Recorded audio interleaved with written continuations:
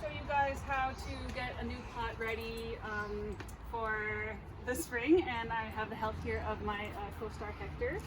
So what you want to do is actually loosen up the soil all the way to the bottom, and the best way to do that is to just dump out the top bit of the soil so you can get all the way in. And Hector's being very helpful here, and you can see that the soil down below is quite a bit more compacted. You see that's not dumping out as easily, so that's what we need to break up. And while we're in the process of that, we can add a lot more fertility. It's also good to check the bottom and your drainage holes and just make sure your drainage is all okay. There's no rocks or anything in there, and that looks good. So I'm going to dump out a little bit more.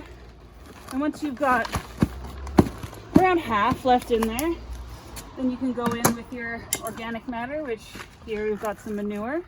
So putting just a little bit in there. I'm going to top it up with a little bit of my complete organic fertilizer. And you can go in with your fork and just break it up and mix it in. And make sure you get all the way to the holes at the bottom and into the corners. And you might notice that it's smelling a bit anaerobic in there. That's sort of the gross, rotty smell. That's normal.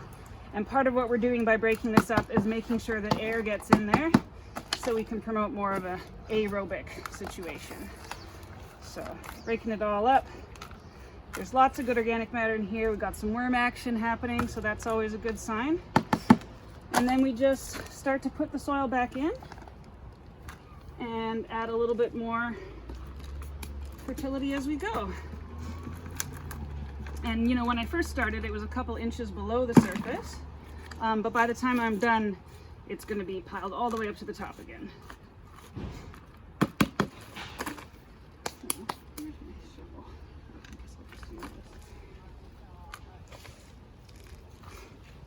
A little bit more soil, a little bit more manure,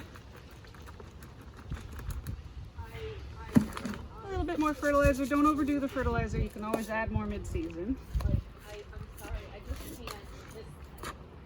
There's no... And once we're back up to the top, we don't want to overfill it. There still needs to be a little bit under the surface so that the water doesn't just run off when you water. So I'm filling it in most of the way. That's good. Last little top up. A little more. Last little bit of that. Last little mix in, and then I'm going to plant this tomato plant here. And so tomato plants are special because you actually can plant them deep. Most plants, when you plant them, they need to be at the same level here as they are here, but tomato plants will actually grow roots out of their stems if you bury them. So I'm going to make it nice and deep for this tomato plant here. Pop it out, turn it upside down, whack it a couple times, squeeze it until it comes out easily. So this is a bit root bound. Oh, no, it's not too bad.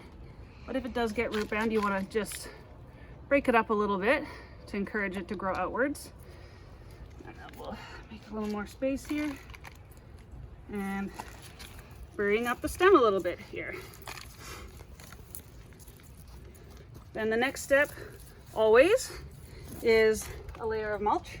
So I've got some nice kind of rotted straw mulch here that I like to use, and this has many benefits. In part, it just rots down into the soil and contributes to the organic matter, but for potted plants it's really helpful because they dry out real fast, and so this helps to conserve moisture a little bit.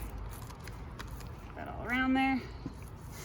It also keeps the soil from splashing up onto the leaves, making it dirty. You always want to have a little gap around there so that it doesn't rot. And then we're going to water it in.